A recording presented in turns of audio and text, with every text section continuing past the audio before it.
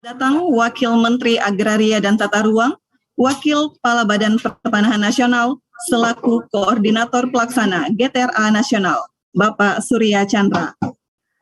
Assalamualaikum warahmatullahi wabarakatuh. Selamat pagi, salam sejahtera untuk kita semua. Shalom, Om Swastiastu, Namo Buddhaya, dan salam kebajikan.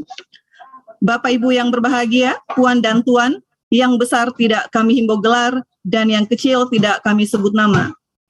Selamat datang dalam acara diskusi publik Road to Wakatobi dengan tema Kebijakan Penataan Ruang dan Daya Saing Daerah Berkelanjutan.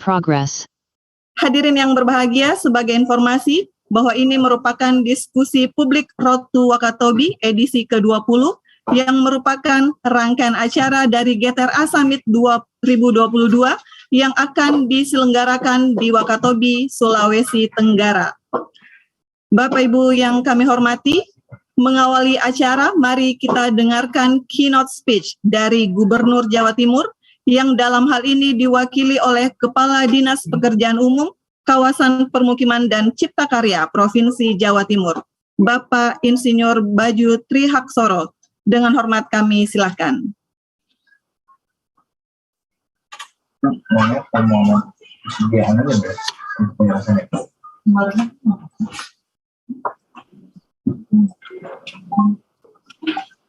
Terima kasih, Ibu Panitia. Sudah dengar, Ibu? Siap, sudah Pak. Silakan Pak. Oh, maaf, saya dapat dulu.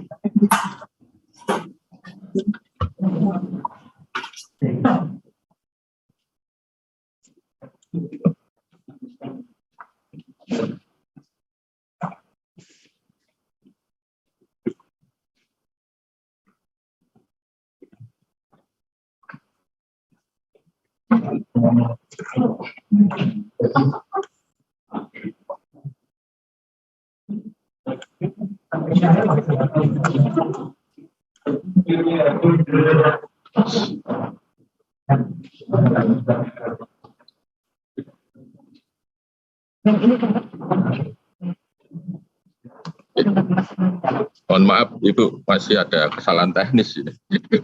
Mau nunggu sebentar aja. Ya Pak, Pak, silakan Pak.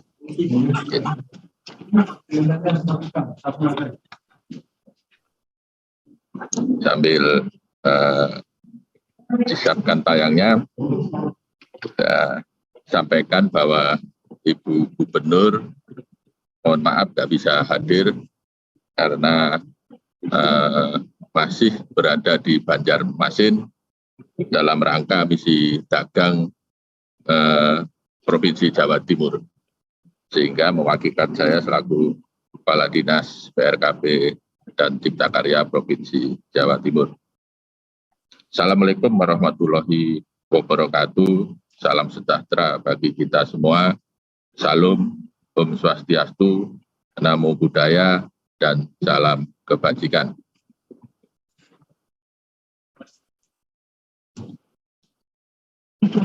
Yang saya hormati, mohon maaf mungkin ya kalau salah, saya menyebutkan salah, mungkin yang perlu saya sapa, yaitu Menteri Agraria dan Tata Ruang, Kepala BPN selaku Ketua Tim Gugus Tugas Reforma Agraria atau GTRA Pusat atau yang mewakili, kemudian yang saya hormati Dirjen Penataan Agraria selaku Ketua Pelaksana Harian Gugus Tugas Reforma Agraria Pusat atau yang mewakili, kemudian yang saya hormati para narasumber, yaitu yang terhormat Wakil Ketua Umum Koordinator Bidang Kemaritiman dan Investasi Kadin, kemudian yang saya hormati KPPOD, yang saya hormati Dirjen Tata Ruang Kementerian ATR BPN, yang saya hormati Dirjen Kendalian dan Penertiban Tanah dan Ruang Kementerian ATR BPN,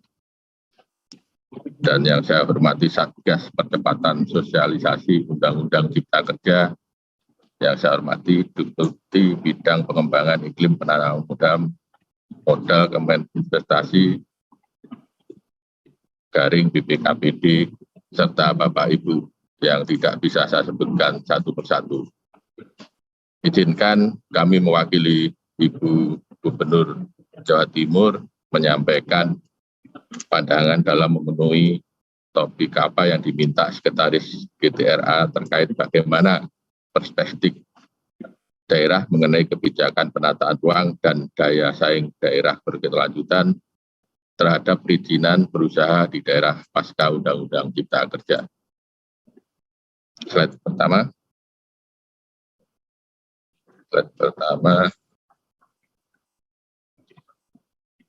Ya. Berdasarkan rencana jangka panjang RPJMP tahun 2005 sampai 2025, visi Jawa Timur, Jatim sebagai pusat agribis terkemuka berdaya saing global dan berkelanjutan perlu diturunkan dalam orientasi lokasi atau kewilayahan menjadi visi tata ruang, sedangkan visi penataan ruang Jawa Timur tahun 2011 sampai 2031 adalah terwujudnya wilayah provinsi berbasis agribisnis dan jasa komersial yang berdaya saing global dalam pembangunan berkelanjutan.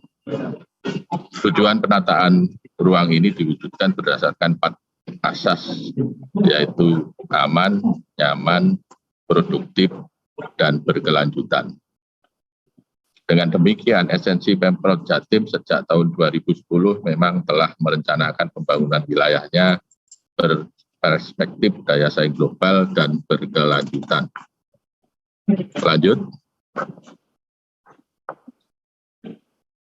Demikian Bapak Ibu, bahwa pasal per pasal dari Undang-Undang Cipta Kerja ini mengamanatkan kepada kita begitu pentingnya peningkatan ekosistem investasi kegiatan berusaha dari semua pemangku kepentingan stakeholder sesuai dengan asas Undang-Undang Cipta Kerja nomor 11 tahun 2020, pasal per pasal sudah ada kepastian terkait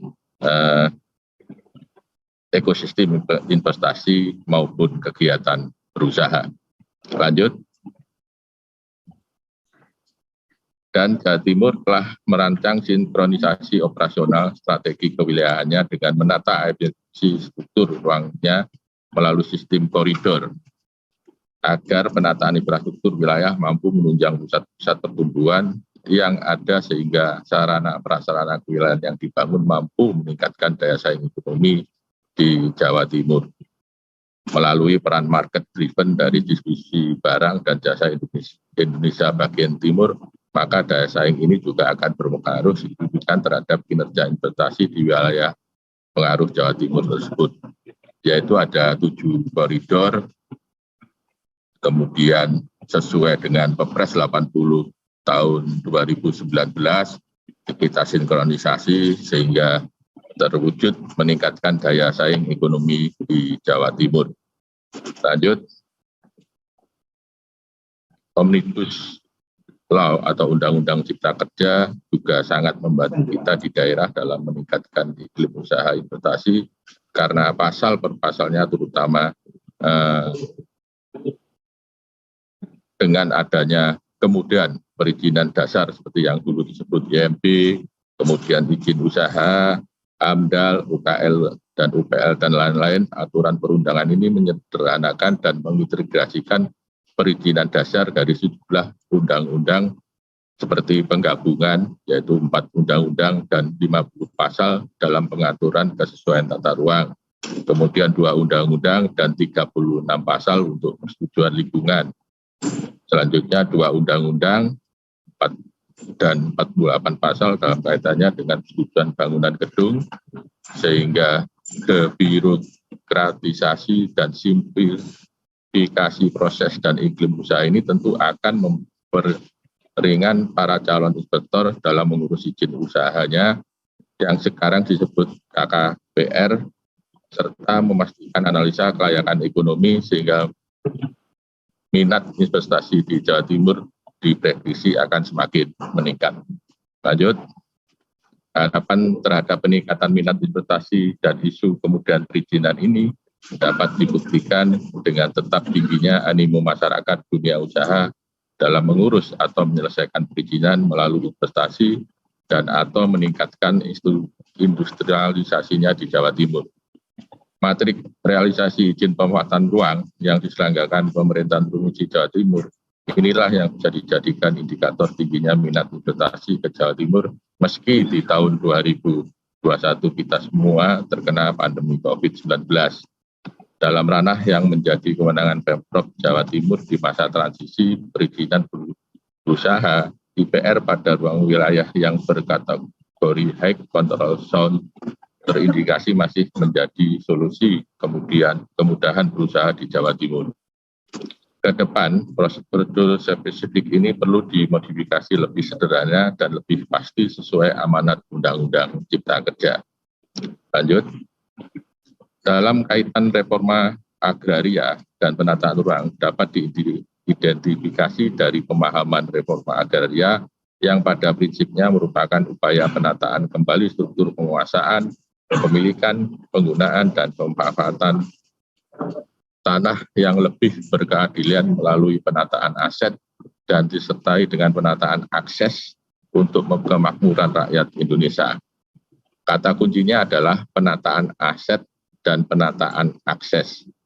Penataan aset meliputi penataan kembali penguasaan, pemilikan, penggunaan, dan pemanfaatan tanah berdasarkan hukum dan peraturan perundangan pertanahan, sedangkan penataan akses dilakukan melalui pemberian pendampingan atau bantuan bagi subjek agar dapat memanfaatkan tanahnya secara optimal.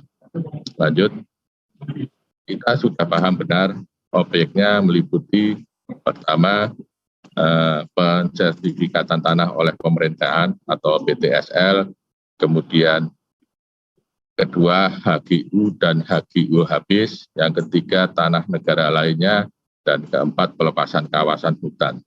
Sedangkan subjek reforma agraria meliputi orang per orang, kelompok masyarakat maupun badan hukum. Lanjut, penataan akses yang diberikan oleh KL, OPD, dan CSR, namun subjek belum punya sertifikat atas tanahnya, Kementerian ATR dan BPN menjadikan sebagai objek legalisasi aset atau restribusi tanah dalam konsepsi tata ruang bisa dijajarkan dengan substansi pola ruang dengan berbagai variasi peruntukan ruang sektor ekonominya sedang dalam penataan akses untuk tanah yang telah diberikan sertifikat melalui legalisasi aset dan restribusi tanah oleh Kementerian ATR BPN ditindaklanjuti dengan penataan akses oleh KL, OPD, dan CSR sebagai penyempurnaan dari sinkronisasi pola dan struktur ruang dalam pemberian sertifikat tanah. Ini adalah bagian dengan yang dilakukannya bantuan pemberdayaan ekonomi serta investasi fasilitas infrastruktur dasar publik.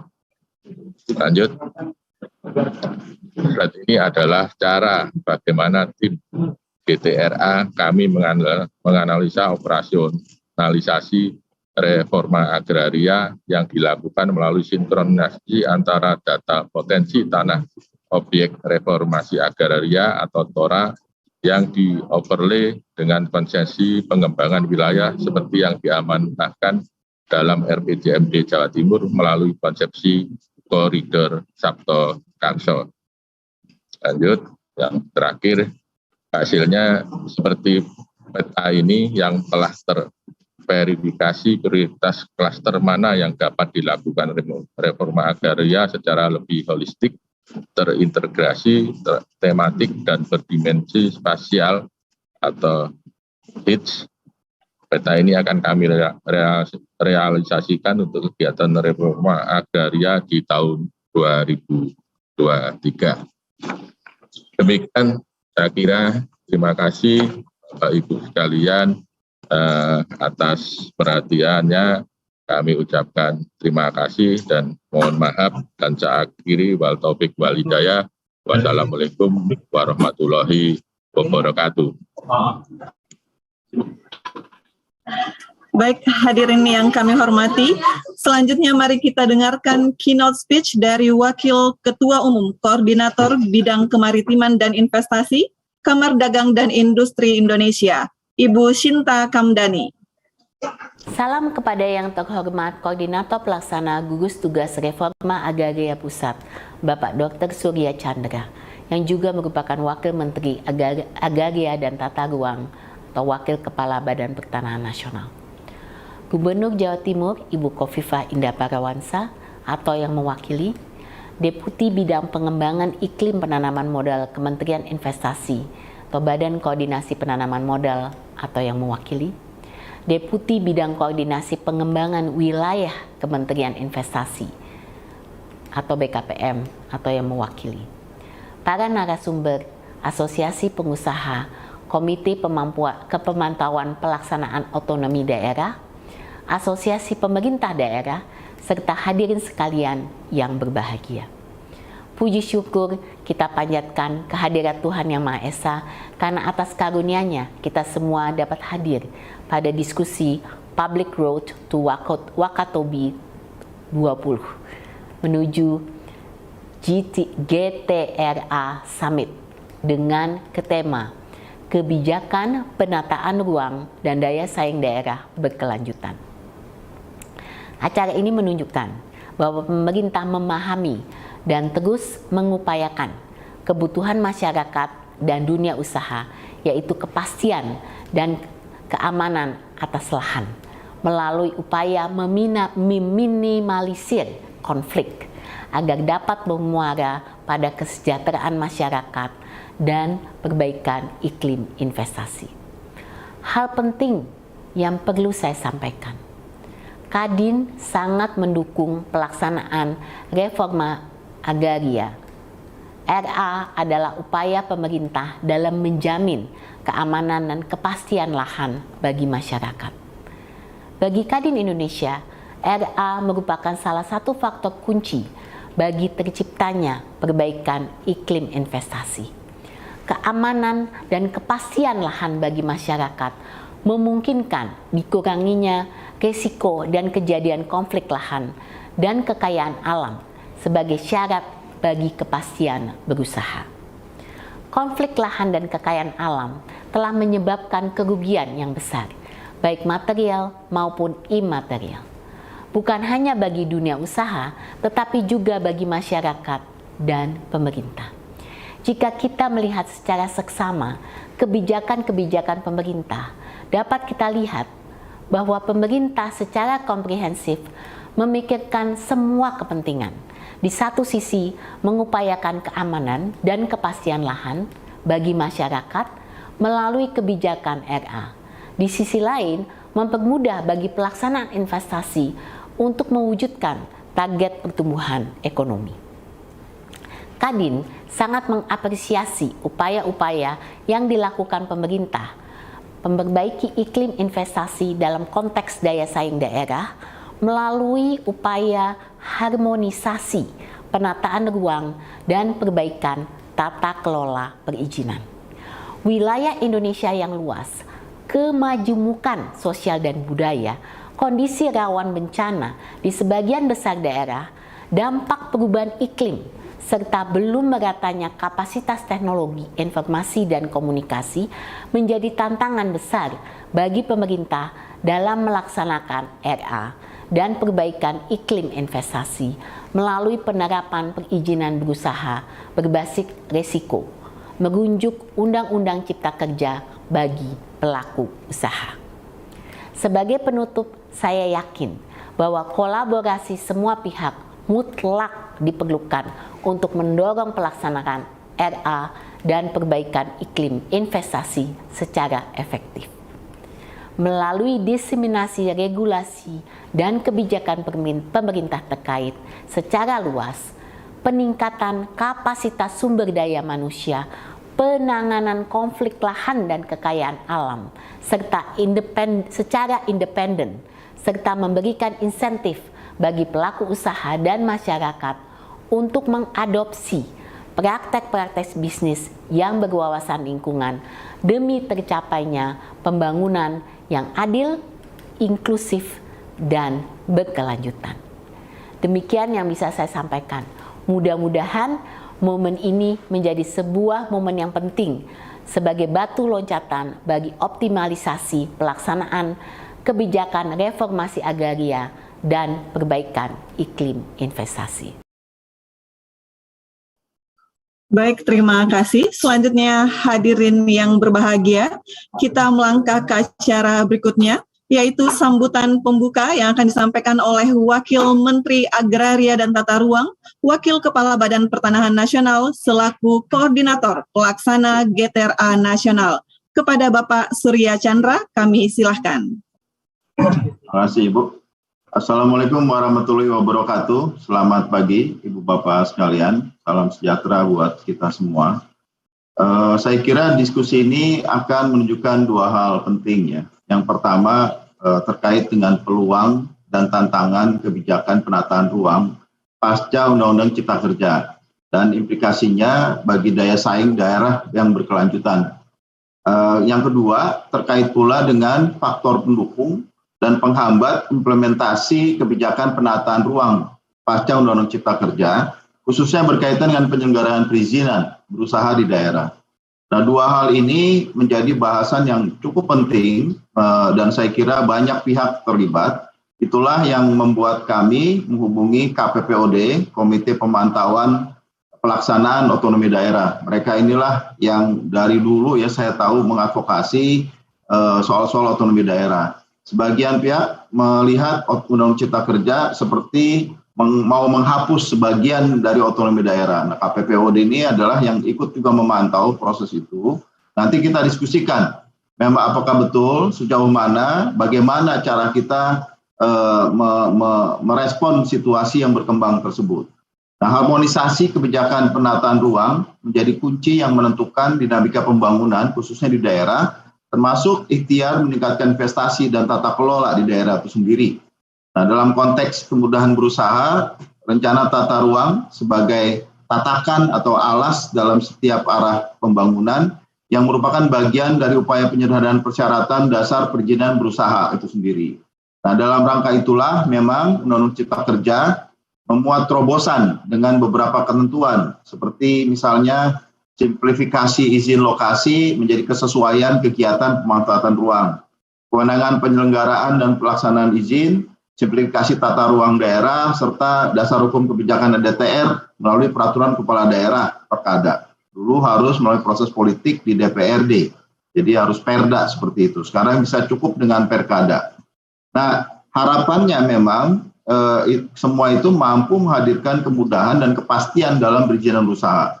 Tapi kita tahu ini belum tentu seperti itu peristiwanya. Nah, catatan dalam diskusi ini barangkali bisa menjadi masukan apa saja dari lapangan. Jadi kami sudah mengundang semua teman-teman ATR BPN di seluruh Indonesia. Sebagian bisa bergabung pagi ini. Sebagian juga kita undang pemerintah daerah.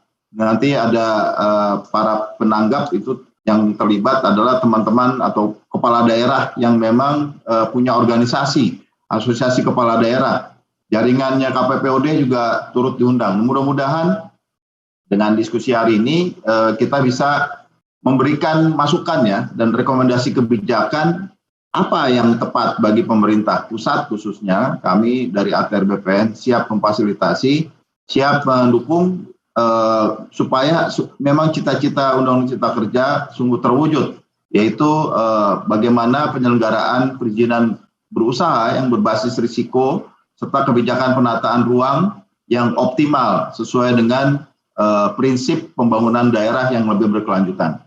Terima kasih. Saya akan ikuti terus diskusi ini sampai akhir dan mudah-mudahan nanti bisa ikut memberikan catatan di penutupnya. Terima kasih. Wassalamualaikum warahmatullahi wabarakatuh. Baik, terima kasih kepada Bapak Omen yang telah memberikan sambutan pembuka. Baik, hadirin yang berbahagia, selanjutnya kita akan memasuki agenda diskusi publik Road to Wakatobi yang pada hari ini mengangkat tema kebijakan penataan ruang dan daya saing daerah berkelanjutan. Dan telah hadir bersama kita para narasumber dan juga para penanggap yang nantinya akan diperkenalkan oleh moderator. Untuk itu langsung saja kami undang moderator pada hari ini yang merupakan program asisten atau policy analyst di Komite Pemantauan Pelaksanaan Otonomi Daerah. Kepada Ibu Michiko Tambunan kami silakan. Baik, terima kasih sekali Bu Cida. Selamat pagi Bapak Ibu sekalian, perkenalkan saya Michiko Tambunan, analis kebijakan dari KPPOD. Dan saya akan menemani Bapak Ibu sekalian untuk memandu jalannya sesi paparan diskusi kita di diskusi pada pagi hari ini Bapak Ibu sekalian. Nah sebelumnya Bapak Ibu, saya akan membacakan urutan jalannya sesi paparan narasumber pada pagi hari ini. Pertama, kita akan mendengarkan paparan dari Direktur Eksekutif KPPOD, Bapak Arman Suparman, terkait paparan krusial penataan ruang dalam tata kelola ekonomi daerah, lalu juga peluang dan tantangan kebijakan penataan ruang pasca terbitnya Undang-Undang Cipta Kerja serta implikasinya. Dan terakhir nanti akan ada rekomendasi bagi perbaikan kebijakan penataan ruang dalam rangka penguatan daya saing daerah berkelanjutan. Lalu Bapak Ibu akan dilanjutkan lagi paparan dari Sekretaris Satgas Percepatan Sosialisasi Undang-Undang Cipta Kerja, Bapak Arief Budimanta, terkait hasil belanja personal Satgas Percepatan Sosialisasi Undang-Undang Cipta Kerja saat melakukan kegiatan sosialisasi terkait kebijakan penataan ruang dan perizinan berusaha. Lalu juga nanti Pak Arief Budimanta akan menyampaikan rekomendasi Satgas Percepatan Sosialisasi Undang-Undang Cipta Kerja. Lalu yang ketiga kita akan mendengarkan paparan dari Direktur Sinkronisasi Pemanfaatan Ruang, Direktorat Jenderal Tata Ruang, Bapak Eko Budi Kurniawan, terkait kebijakan penataan ruang serta langkah Kementerian APR BPN dalam mengakselerasi kebijakan penataan ruang tersebut. Nah terakhir akan ada paparan dari General Manager Citralink City Losari Makassar, Bapak Hendra Wahyudi. Dan nanti setelah sesi paparan Bapak Ibu sekalian, kita akan melanjutkan dengan sesi diskusi bersama para penanggap, yang antara lain nanti ada perwakilan pemerintah daerah dari Wali Kota Medan, lalu juga nanti ada Deputi Bidang Pengembangan Iklim Tanaman Modal, Keminvest BKPM, Bapak Ilyot, lalu juga nanti akan ada Sekretaris Direktur Jenderal Pengendalian dan Penertiban Tanah dan Ruang, Bapak Syafiq Ananta Inuman. Nah bagi Bapak Ibu yang ingin bertanya di sesi diskusi, kami persilahkan untuk nanti boleh menyampaikan pertanyaannya dalam kolom aplikasi chat Zoom dengan menuliskan nama dan juga asal instansi, dan nanti akan kami sampaikan dalam sesi diskusi. Baik Bapak Ibu sekalian, tanpa berlama-lama lagi kita akan mulai sesi diskusinya, yaitu paparan pertama dari Direktur Eksekutif KPPOD Bapak Arman Suparman. Nah, Pak Arman Suparman ini menempuh pendidikan tinggi Bapak Ibu sekalian di Sekolah Tinggi Filsafat Ledalero, Flores NTT, dalam melanjutkan studinya di Pasca Sarjana Sosiologi FISIP Universitas Indonesia. Saat ini Pak Arman menjabat sebagai Direktur Eksekutif KPPOD. Nah, saya persilakan kepada Mas Arman untuk boleh menyampaikan paparannya. Waktu dan tempat saya persilakan. Baik, terima kasih Mbak Michiko. Assalamualaikum warahmatullahi wabarakatuh. Selamat pagi yang kami hormati Bapak Wakil Menteri ATR BPN, Bapak Surya Chandra, dan juga yang kami hormati para narasumber dan juga penanggap yang hadir dan juga akan berdinamika dalam diskusi kita pada kesempatan pagi jelang siang nanti, dan juga yang kami banggakan keluarga besar ATR BPN baik yang di Jakarta maupun yang di wilayah, dan juga mitra-mitra dan peserta diskusi yang kami hormati.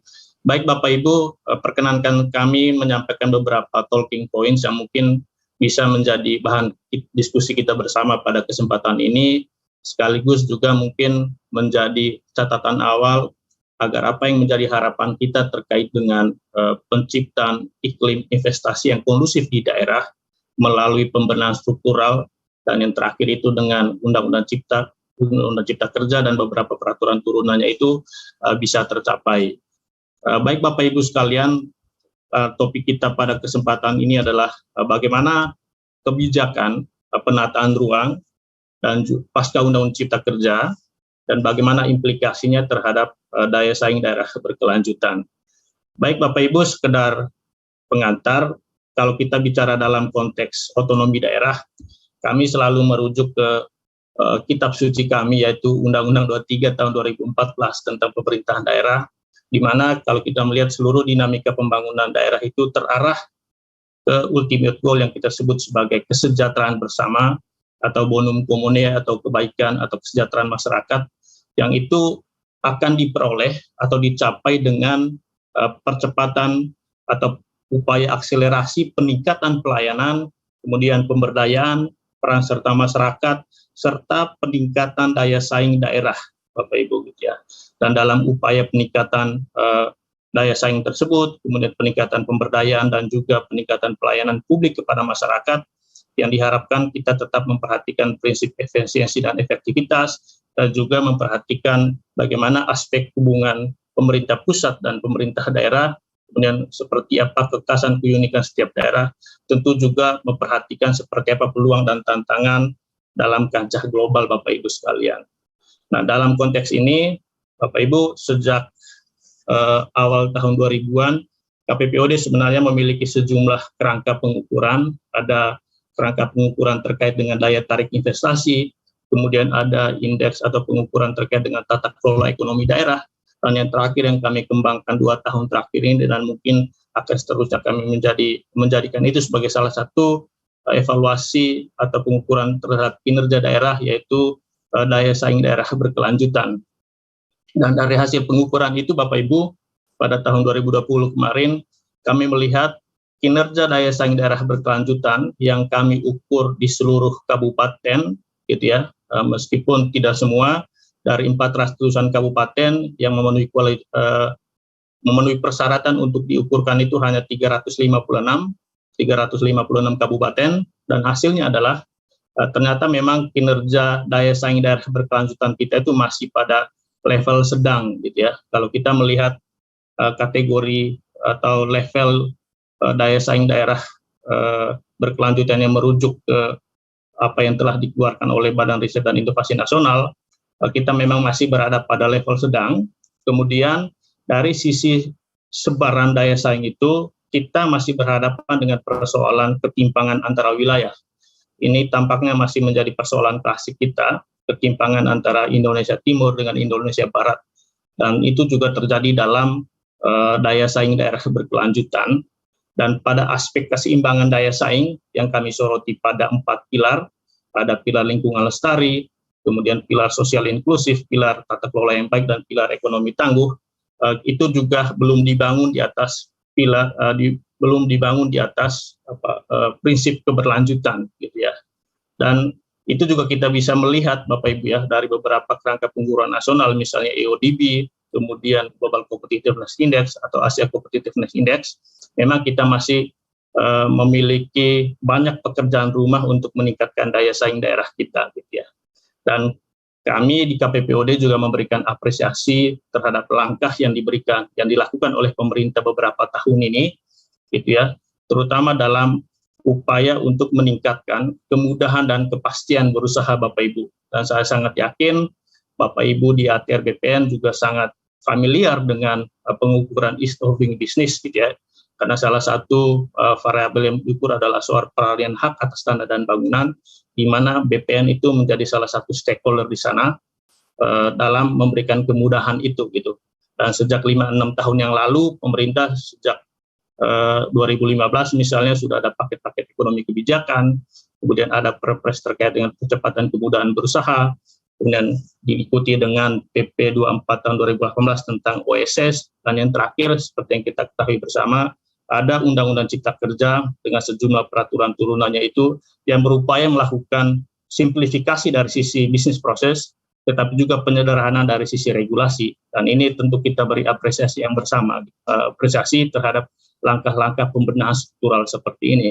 Tentu undang-undang ini juga tidak berjalan sendiri kalau kita bicara dalam konteks kemudahan berusaha di daerah. Ada juga undang-undang lain yang mungkin kita perlu sebut, misalnya Undang-Undang Hubungan Keuangan Pusat dan Daerah, yang mana ini juga sangat menentukan seperti apa kemudahan atau iklim investasi yang kondusif di daerah. Karena di sini kita bicara terkait dengan pungutan yang harus dibayar oleh dunia usaha terkait dengan pajak dan retribusi misalnya, gitu ya. Dan memang kalau kita melihat di Undang-Undang 11 2020 tentang Cipta Kerja dan Undang-Undang 1 2020 tentang HKPD ini, ada satu arsiran yang mungkin juga ini menjadi perhatian Pemda saat ini, 2-3 tahun ke depan, bahkan 5 tahun ke depan, yaitu adalah perda yang terkait dengan pajak dan retribusi daerah. Dan ini juga menjadi salah satu amanat dari Undang-Undang Cipta Kerja ya, terkait dengan klaster perpajakan, lebih khusus lagi kalau kita membaca di PP 10 tahun 2021 terkait dengan PDRD untuk kemudahan berusaha di daerah, Bapak Ibu. Nah, Bapak Ibu, kalau melihat hasil kajian kami selama ini, apa yang kita ingin raih di atas ini terkait dengan kesejahteraan, kemudian daya saing daerah berkelanjutan ini, kemudian bagaimana kebijakan itu bisa mendarat secara smart di daerah. Dari hasil kajian kami selalu melihat harus ada prakondisi atau syarat yang perlu kita desain bersama. Pertama terkait dengan kerangka kebijakan dan kelembagaan, kami tambahkan satu kata sifat di belakangnya, kelembagaan inklusif. kemudian bagaimana desain hubungan pusat dan daerah. Hubungan di sini kami selalu sebut ada tiga dimensi hubungan ini. Ada hubungan kewenangan, kemudian ada hubungan keuangan pusat dan daerah, dan yang terakhir bagaimana hubungan binwas, pembinaan dan pengawasan. Tentu kalau kita bicara dalam pelayanan publik, lebih khusus lagi pelayanan perizinan, binwas ini menjadi salah satu variabel yang sangat menentukan bagaimana kemudahan pelayanan perizinan berusaha di daerah itu bisa berjalan sesuai apa yang seperti harapan kita Bapak Ibu.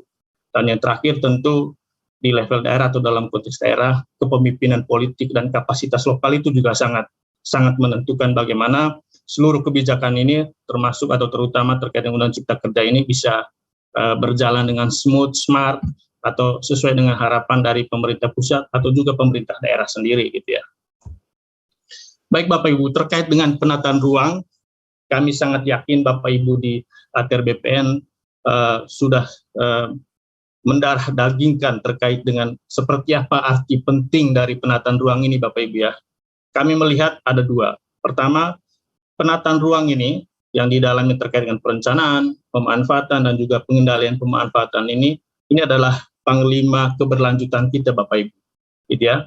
Karena dengan tata ruang yang berkualitas itu juga berpengaruh terhadap bagaimana keberlanjutan di pilar ekonomi, sosial, lingkungan dan juga tata kelola. Dan itu juga selalu digarisbawahi dari sejumlah kajian-kajian baik di level nasional maupun di level global gitu ya, bahwa tata ruang yang berkualitas itu memberikan kemudahan tetapi juga kepastian terkait dengan ketersediaan lahan.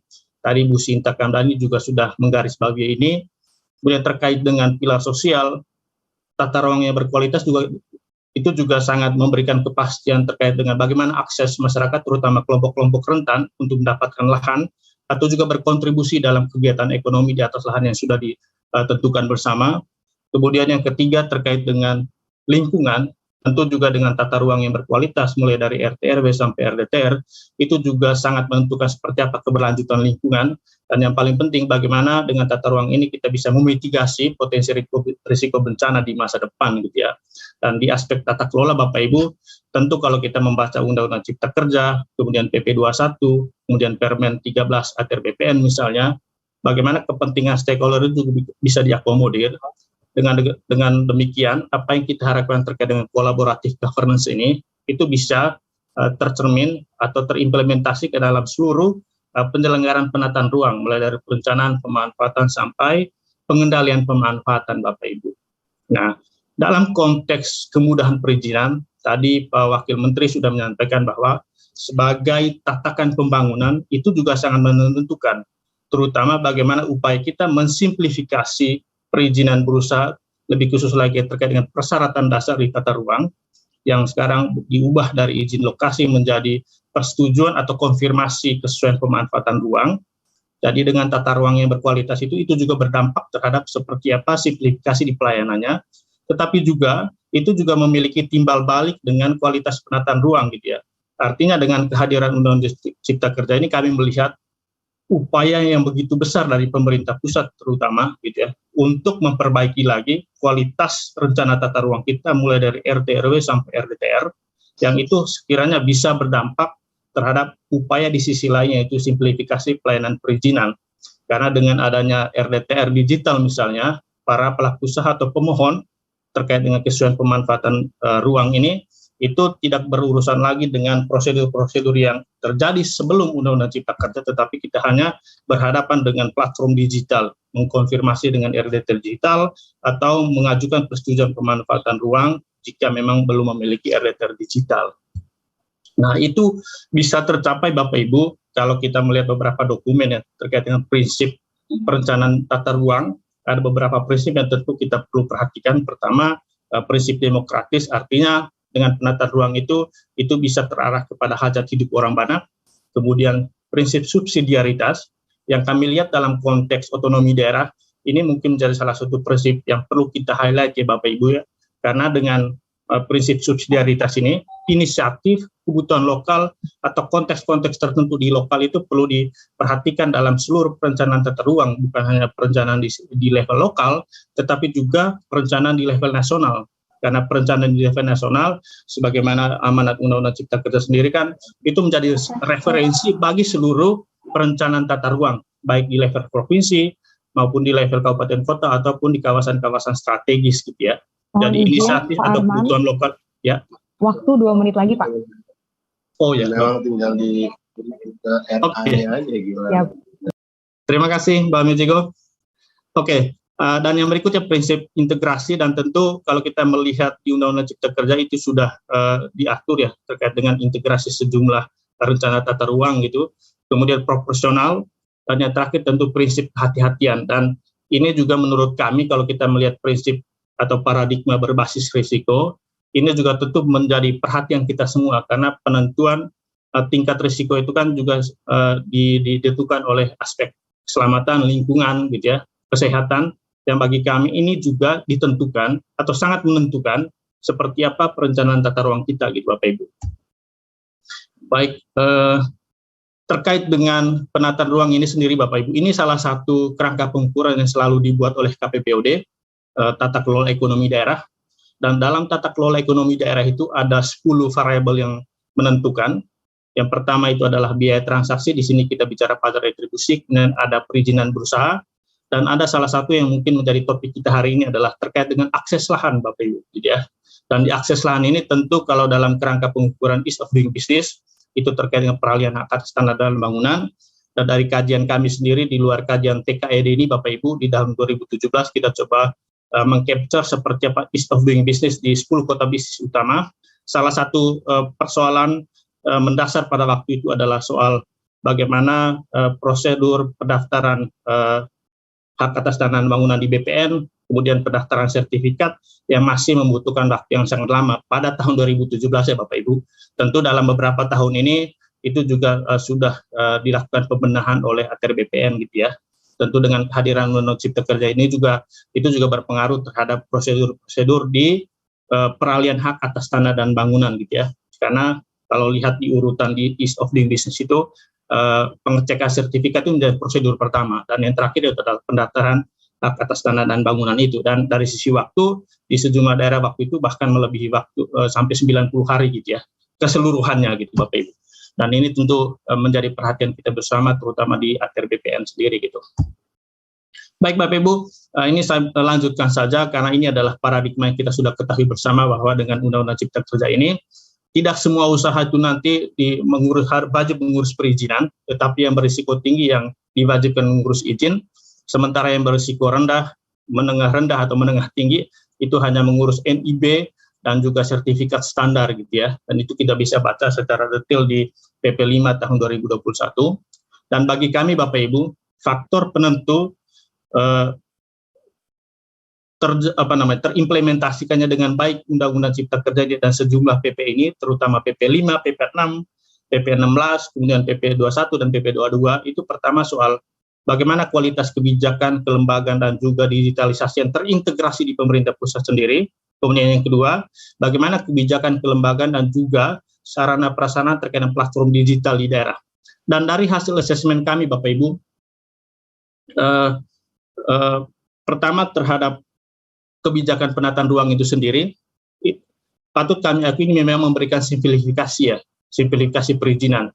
Karena kalau ada RDT digital, kami sebagai pemohon misalnya baik untuk kegiatan berusaha atau non berusaha cukup mengkonfirmasi lokasi kegiatan dengan RDT digital.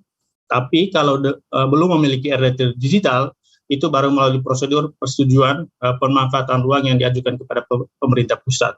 Kemudian ini juga disampaikan oleh Pak Wamen tadi bahwa sudah ada perubahan dasar hukum RDTR yang bagi kami ini mungkin menjadi solusi terkait dengan mandeknya proses pembahasan Perda RDTR selama ini, gitu ya. Hanya ini mungkin jadi salah satu catatan Pak Wamen dan Bapak Ibu sekalian, daerah mengeluhkan terkait dengan persetujuan substansi dari Kementerian ATR BPN dan Kementerian sektoral lainnya. Kalau membaca PP 21 dan juga Permen ATR BPN nomor 13, kami melihat di situ sudah ditentukan waktunya, gitu ya, persetujuan substansi itu, gitu ya. Hanya mungkin ke depan bagaimana sistem informasi itu tersampaikan ke daerah dan bagaimana Kementerian ATR BPN sendiri juga menetapi SOP itu terutama terkait waktu itu sehingga daerah memiliki kepastian terkait dengan waktu untuk mendapatkan persetujuan substansi untuk peraturan kepala daerah RDTR, Bapak Ibu, gitu ya. Kemudian satu catatan utama kami ini Pak Wamen terkait dengan kewenangan. Ya, kalau membaca Undang-Undang Cipta Kerja khususnya terkait dengan penataan ruang gitu ya, undang-undang ini memang sangat menegaskan, menggarisbawahi pemerintah pusat sebagai pemegang kewenangan penyelenggaraan urusan pemerintahan, gitu ya. Dan itu sangat nampak di penyelenggaraan penataan ruang sendiri yang bagi kami ini sudah menghilangkan atau menggerus kewenangan daerah ini Pak Wamen. Dan kalau kami coba lokalisir dari perencanaan, kemudian pemanfaatan dan pengendalian pemanfaatan, tampaknya daerah itu hanya kebagian di perencanaan. Dalam hal ini penyusunan RT/RW dan juga penyusunan RDTR dan pembentukan RDTR digital. Memang kalau membaca di PP 21 atau juga Permen 13 itu sudah ada kata bisa didelegasikan, gitu ya. Tapi bagi kami kata delegasi ini mirip dengan dekonsentrasi, jadi ada pelimpahan, tetapi kewenangan atau pemegang kewenangan utamanya ada di menteri. Sementara gubernur, bupati, dan wali kota ini hanya menjadi yang didelegasikan, yang dilimpahkan. Akan lebih sangat bermakna kalau diserahkan, gitu ya. Jadi sebenarnya kalau membaca di Undang-Undang 27, Undang-Undang Penataan Ruang yang tahun 2007 itu sebenarnya sudah sangat menjelaskan atau menegaskan seperti apa kewenangan daerah dalam perencanaan, pemanfaatan dan pengendalian pemanfaatan, yang mungkin ini juga patut menjadi perhatian kita ke depan, terutama terkait dengan bagaimana kita membangun fondasi otonomi daerah ini. Karena di sini dengan kata delegasi ini, itu fondasinya itu sangat rapuh untuk daerah, Bapak Ibu. Ini kita bisa diskusikan, gitu ya.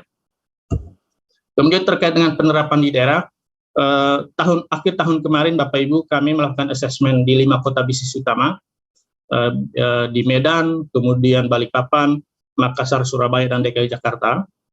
Dari 5 kota ini saja, misalnya hanya Jakarta dan Kota Medan yang punya RDTR digital, Bapak Ibu ya.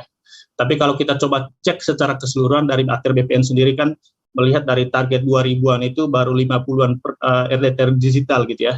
Dan ini menurut kami menjadi persoalan serius gitu terkait dengan RDTR digital ini gitu ya. Kemudian peran platform daerah juga gitu ya.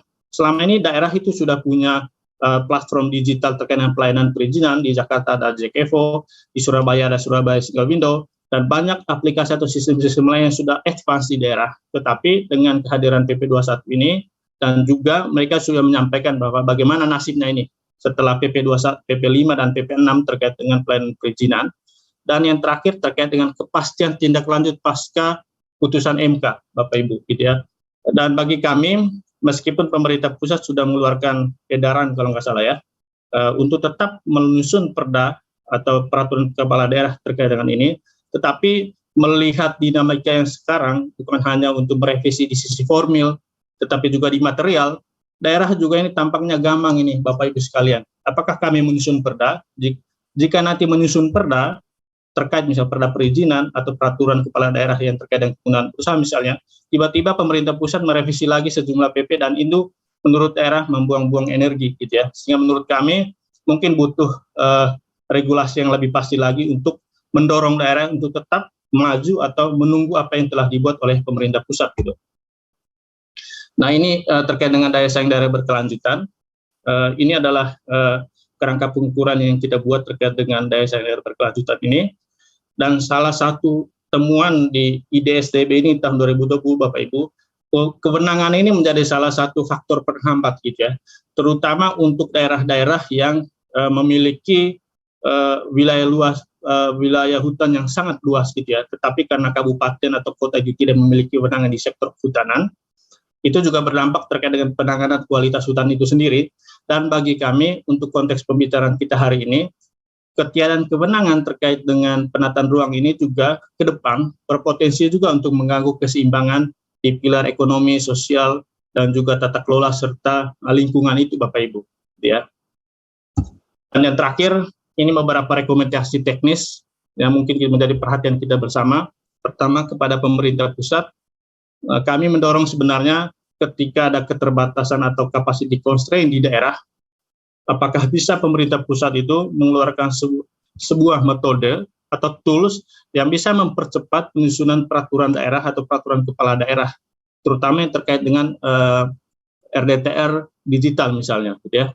Kemudian pendampingan asistensi terkait dengan Undang-Undang Cipta Kerja ini terutama kepada masyarakat dan dunia usaha, karena dari hasil asesmen kami kemarin tampaknya sosialisasi itu belum menyebar secara merata ke seluruh komponen masyarakat, gitu ya. Dan yang terakhir, kita mengharapkan OSS RBA ini, di sini ada Pak Yuliot, harapan masyarakat atau para pelaku usaha ini menjadi salah satu one-stop site, gitu ya, satu-satunya aplikasi pelayanan perizinan.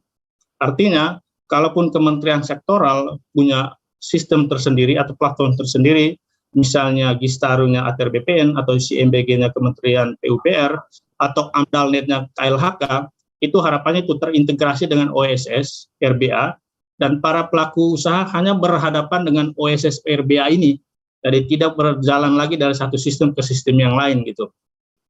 Dan kepada pemerintah daerah, di sini juga hadir beberapa asosiasi dan juga pemerintah daerah sendiri, tentu yang kita harapkan dalam perencanaan 2-3 tahun ke depan, Perda atau peraturan kepala daerah terkait dengan perizinan ini, tentu ini menjadi salah satu prioritas, dan kami mendorong sebenarnya adalah salah satu yang kita selalu dorong kepada pemerintah daerah, membentuk satgas, gitu ya, atau forum multi stakeholders yang bisa menjadi forum untuk berbagi sekaligus juga berkonsultasi dengan pemerintah pusat, gitu. Dan yang terakhir, kami melihat Pak Wamen, dukungan peran data politik dan mesin birokrasi ini bisa menjadi salah satu yang determinan, gitu ya. Karena munculnya kebijakan-kebijakan inovatif dan juga inovasi pelayanan perizinan itu juga sangat ditentukan seperti apa komitmen kepala daerah dan juga DPRD, dan juga bagaimana mesin birokrasinya. Jangan sampai ruang politik berjalan ke tempat lain, ya, sementara mesin birokrasi berjalan ke tempat yang lain lagi, gitu. Itu yang mungkin menjadi salah satu hambatan di daerah. Di pemerintah pusat kita mengharapkan nggak terjadi seperti ini, gitu. Demikian Mbak Michiko, terima kasih. Baik, terima kasih sekali Pak Arman atas pemaparannya. Baik Bapak Ibu sekalian, kita akan lanjut ke paparan berikutnya yang akan disampaikan oleh Bapak Arief Budimanta. Pak Arief merupakan lulusan Institut Pertanian Bogor dan menamakan gelar sarjana ilmu tanah pada tahun 1990. Selanjutnya ia melanjutkan pendidikan program pasca sarjana di lingkungan Universitas Indonesia dengan konsentrasi ekonomi sumber daya alam. Lalu Pak Arief meraih gelar doktor dari Fakultas Ilmu Sosial dan Ilmu Politik Universitas Indonesia pada tahun 2006. Dan terakhir ia melanjutkan studi mengenai keuangan di University of Chicago, Senior Executive Program di Harvard Business School, serta ASEAN Rock Next Generation Opinion Leaders Program yang diselenggarakan oleh The Korea Foundation pada tahun 2015. Nah, selain menjabat sebagai Satgas Percepatan Sosialisasi Undang-Undang Cipta Kerja, beliau juga menjabat sebagai staf khusus Presiden dalam bidang ekonomi. Nah, baik, langsung saja silahkan Pak Arief Budimanta untuk menyampaikan paparannya. Waktu dan tempat saya persilahkan. Terima kasih Ibu Tambunan, Pak Wamen, Ibu Bapak semua yang terhormat dalam forum webinar di pagi hari ini. Kami sudah mengirimkan bahan ya, kalau memang bisa ditayangkan ditayangkan, tapi setidaknya kami menyampaikan ada beberapa hal ya. Slide berikutnya saja, slide yang pertama dulu ya.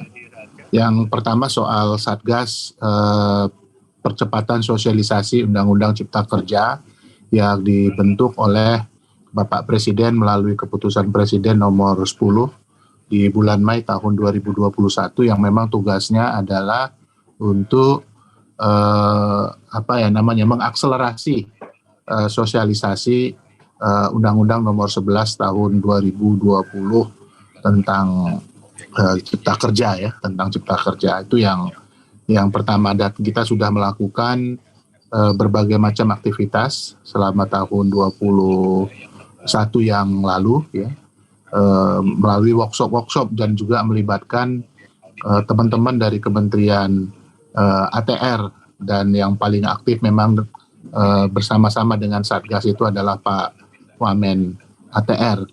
Nah, Satgas ini sendiri diketuai oleh Pak Mahendra Siregar yang saat ini Wakil Menteri Luar Negeri.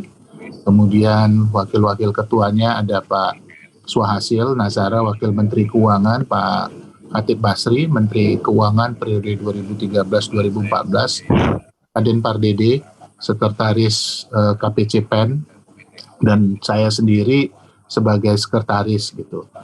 Nah, tugasnya tentu melakukan sinergi baik dari sisi program maupun substansi, monitoring dan evaluasi terkait dengan implementasi dan pelaksanaan bukan hanya sosialisasi Undang-Undang Cipta Kerja ya yang dilakukan oleh seluruh KL dan lembaga, tetapi juga kita menampung informasi yang berkembang dari daerah tentang implementasi Undang-Undang Cipta Kerja itu pada level lapangan.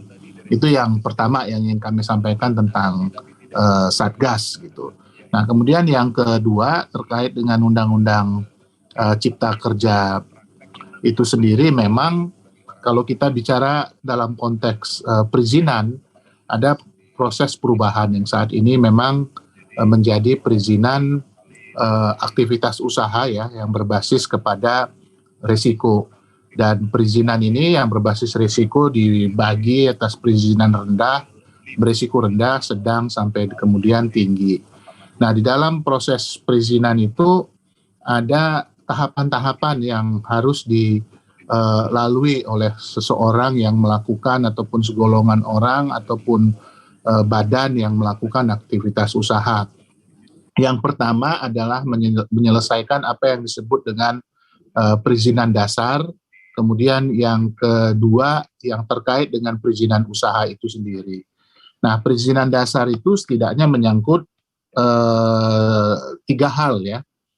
Yang paling utama itu adalah kesesuaian kegiatan pemanfaatan ruang ataupun KKPR. Saya rasa mungkin diskusi kita pada pagi hari ini relevansinya lebih kepada perizinan dasar ya. Pertama soal kesesuaian kegiatan pemanfaatan ruang, di mana di sini pengampu utamanya adalah tentu Kementerian ATR bersama dengan pemerintah daerah yang sudah menyelesaikan RT RW ya, baik provinsi ataupun RT RW pada tingkat kabupaten kota.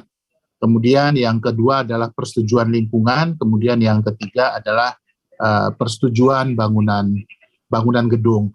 Dan kita tahu backbone dalam proses perizinan dasar ini ada di KKPR, di kesesuaian kegiatan pemanfaatan ruang. Nah, dalam proses konfirmasi KKPR ini, maka kemudian landasan yang paling utama yang dibutuhkan itu adalah penyelesaian dari rencana tata ruang ya, yang dimiliki oleh daerah, sehingga kemudian proses perizinan dasar itu khusus untuk konfirmasi penataan ruang itu tidak membutuhkan waktu lama sampai ke pusat gitu apabila kemudian RT RW ini bisa diselesaikan.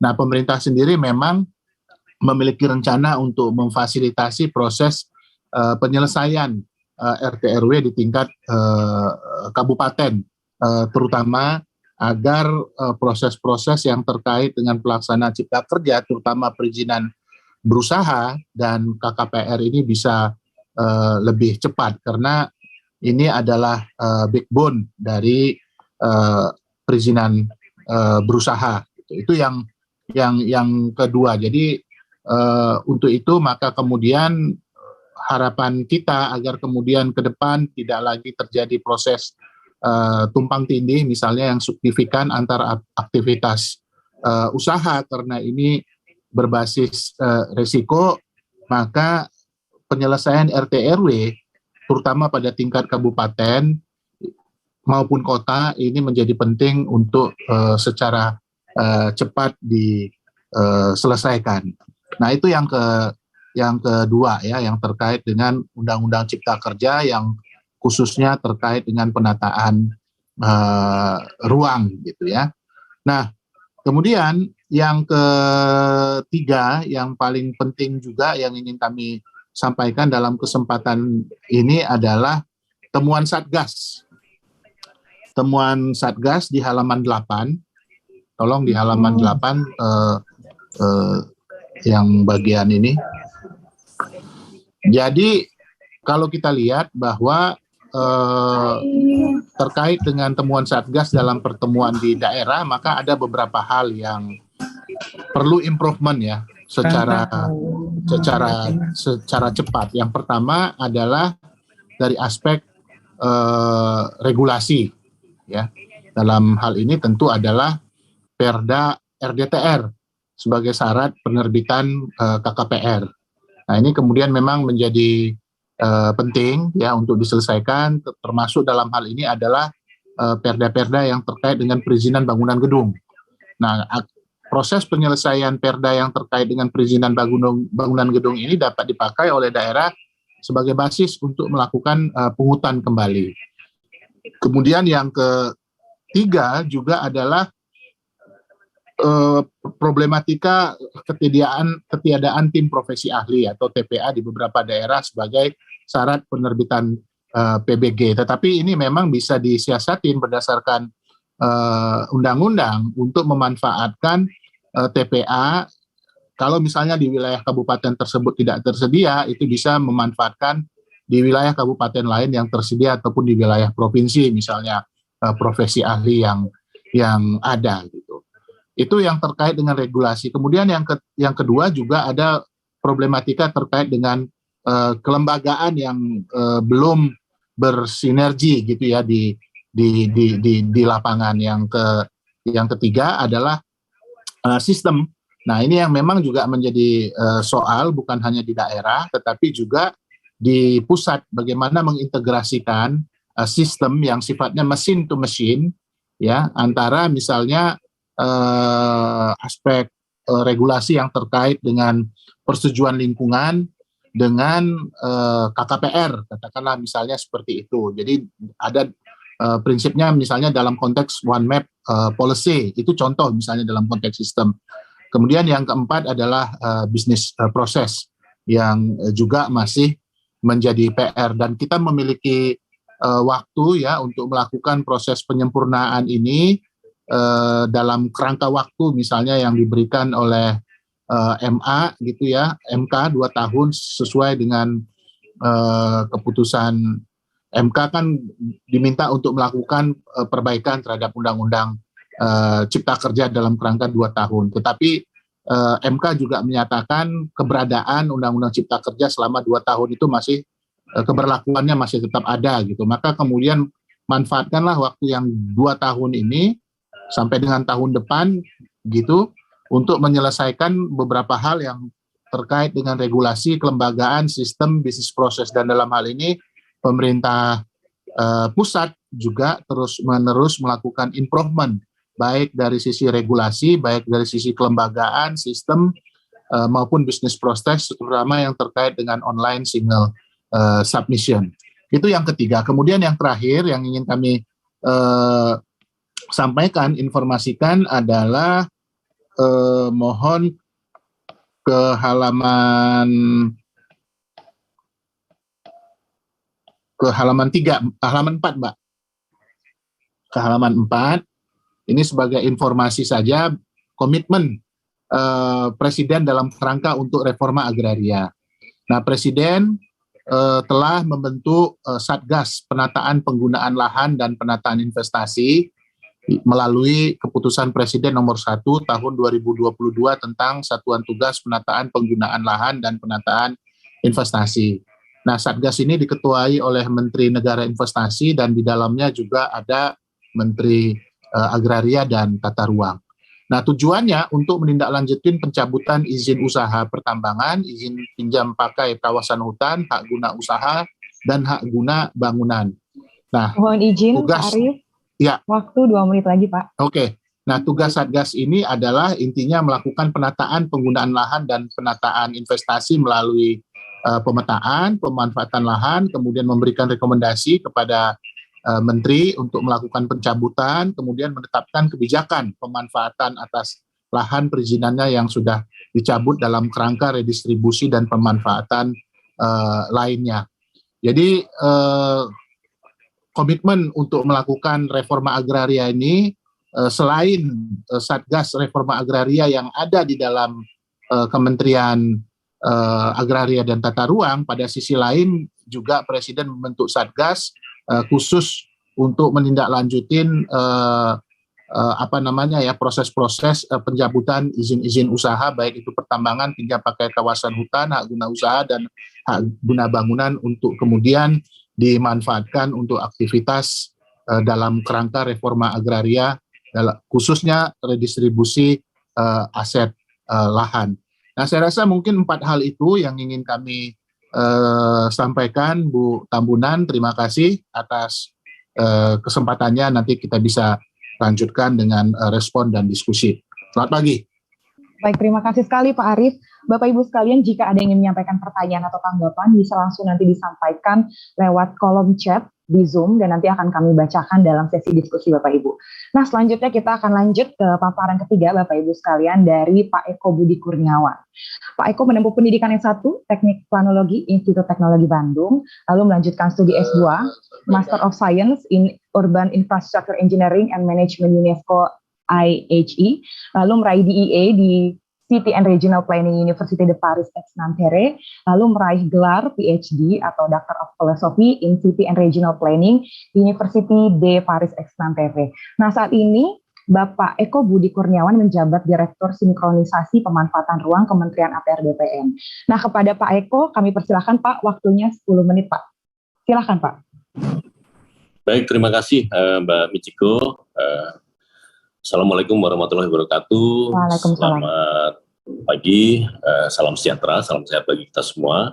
Yang kami hormati Bapak Wakil Menteri Agraria dan Tata Ruang, yang kami hormati Gubernur Jatim atau yang mewakili, yang kami hormati Bapak Deputi Bidang Pengembangan Iklim, Penanaman Modal, Kementerian Investasi, yang kami hormati Bapak Ibu narasumber dan Bapak Ibu hadirin sekalian. Baik, Bapak Ibu melanjutkan tadi arahan dari Bapak Wakil Menteri, kemudian juga dari keynote speakers dan dari narasumber ya Pak yang sebelum saya, Pak Arman dan juga Pak Arief Budimanta, begitu. Kami coba membahas bagaimana penataan ruang, begitu ya, dengan adanya Undang-Undang Cipta Kerja, begitu. Kemudian juga akselerasi implementasinya dan juga terkait dengan tantangan terhadap implementasi perizinan ini ya. Yang pertama-tama adalah Bapak Ibu, terkait penataan ruang ini kita ketahui bersama bahwa Undang-Undang Penataan Ruang itu kita miliki begitu di tahun 1992 begitu ya, Undang-Undang 24 tahun 1992 tentang penataan ruang.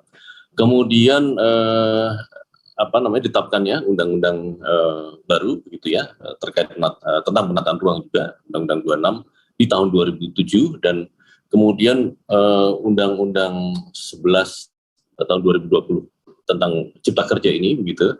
Ini memberikan pengaruh terhadap penataan ruang gitu ya, terkait dengan masalah perizinan, di mana kita mengetahui sama-sama Bapak Ibu sekalian bahwa ruang kita yang terbatas, gitu ya.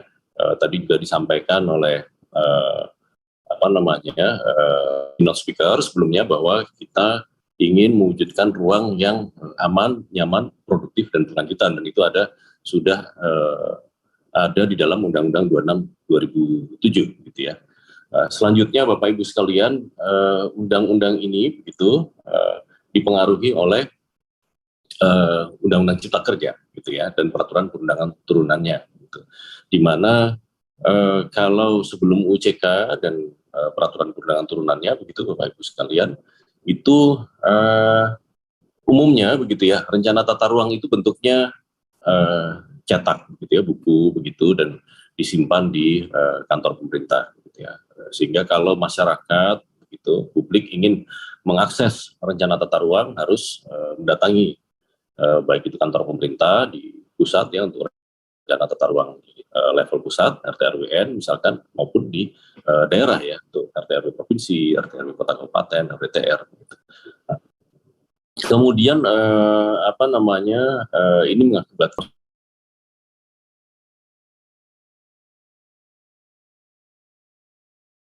gitu ya. Nah, dengan Undang-Undang Cipta Kerja ini begitu, maka diharapkan rencana tata ruang ini dapat dengan mudah diakses gitu ya. kemudian juga transparan begitu, sehingga memudahkan masyarakat untuk mengetahui bahwa bagi uang yang dia tinggali ini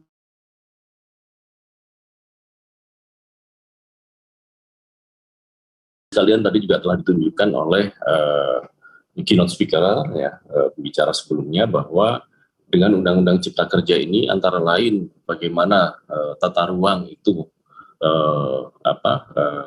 memiliki peran begitu ya, yang lebih dalam adalah adanya yang disebut sebagai KKPR, gitu, kesesuaian kegiatan manfaatan ruang.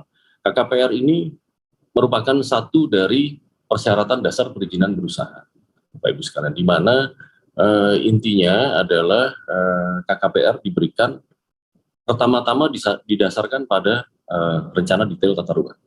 RDTR ini adalah rencana tata ruang yang levelnya paling detail, Bapak Ibu sekalian. Jadi kita punya beberapa level rencana tata ruang, begitu ya, mulai dari RT RW nasional, begitu, sampai yang paling detail adalah rencana detail tata ruang, yakni 1 dengan skala 1:5.000.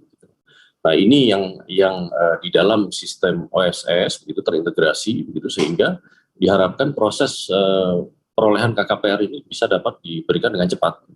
Nah, apabila RDTR ini belum disusun, dan untuk kawasan-kawasan yang memang tidak disusun RDTR-nya, maka pemberian KKPR didasarkan pada rencana tata ruang di atasnya, gitu ya, baik itu rencana tata ruang wilayah kabupaten atau kota, begitu, hingga sampai ke RT RW nasional. Gitu. Jadi tetapi ini tentu saja sistemnya dilakukan kajian tersendiri. Gitu ya. Kemudian selanjutnya hal ini telah kami tindak lanjuti, begitu, di bawah pimpinan Bapak Menteri, Bapak Wamen, juga ya, kami telah tindak lanjuti dengan penetapan 5 peraturan menteri, begitu ya, dan 1 sedang dalam proses, begitu, yang terkait dengan bagaimana rencana tata ruang ini di-adjust ya, sesuai dengan Undang-Undang Nomor 11 Tahun 2020, mulai dari prosedur penyusunan maupun penetapan, begitu ya, hingga pada KKPR dan juga basis datanya. Tadi Bapak Wamen telah menyampaikan gitu bahwa di sini juga telah diatur, Bapak Ibu sekalian, didasarkan dari PP 21 juga ya, di dalam permen-permen ini telah diatur misalkan bagaimana prosedur penyusunan dan penetapannya itu dilakukan simplifikasi gitu ya, dan proses-proses percepatan lainnya gitu ya, misalkan RDTR yang dulunya ditetapkan sebagai Perda sekarang ditetapkan sebagai Perkada gitu ya, dan beberapa aspek lainnya gitu ya. Jangka waktu penyusunannya kalau dulu 1 tahun untuk penyusunan rencana, 1 tahun untuk penetapan, sekarang 1 tahun untuk penyusunan rencana maupun penetapan, itu maksimal. Kalau bisa lebih cepat akan lebih baik. Lanjut, saya kira selanjutnya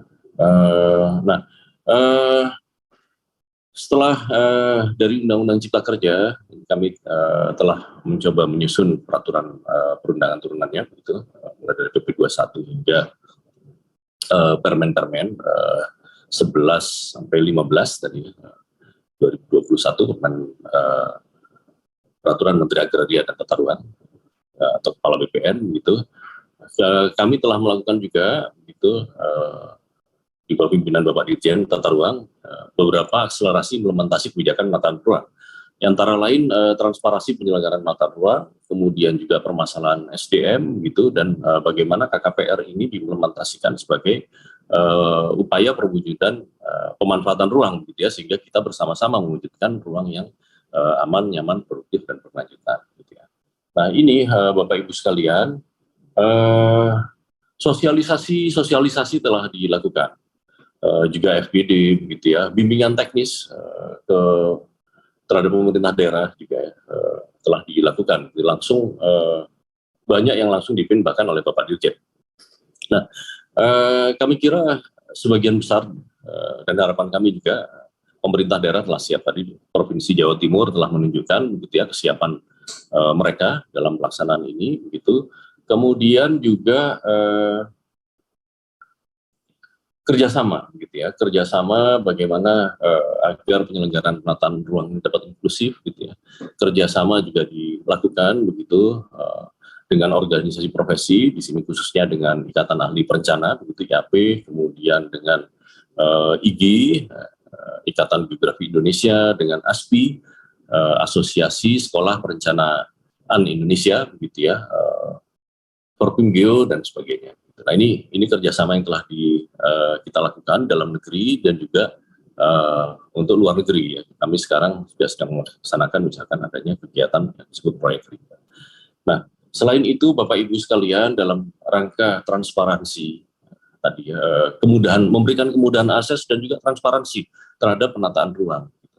Nah, ini di kami tadi juga telah disebutkan gitu oleh Bapak Wamen maupun pembicara sebelumnya adanya Jistaru begitu ya.